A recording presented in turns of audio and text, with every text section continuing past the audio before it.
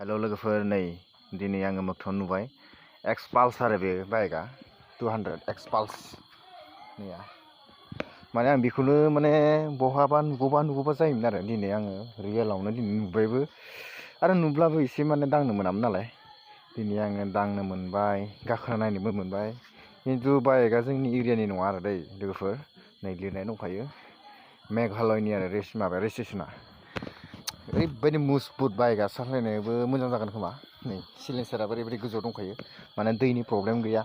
बहाबा दैनि सिनि गोजौ जाब्लाबो बेयो माने बारलांनो हानाय केपासिटि दङ दै हाबा आरो बेफोरबायदि मोजां मोनसे बाइक दिहुनना होदों कम्पानिया थिगैनो दङ मोजांबो नांदों एसिया ABS आरो मा नै उनथिंनिया ABS नङा दै लोगोफोरनो ला नोंथांमोना साननांगौ डाबल ABS होननानै ABS नङा नै सिलेन्सारा ओरैबायदि गोजौ आरो हिर' कम्पानि आरो बे गारिया Xpulse 200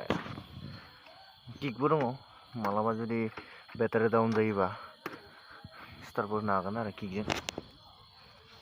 ओमफ्राय नै मोनसेल' आरो स' लोगोफोर भिडिअखौ आं एसेयावनो दोनथ'बाय नोंथांमोना आंनि चेनेलखौ साबस्क्राइब खालामाखैबा थाबैनो खालामना लादो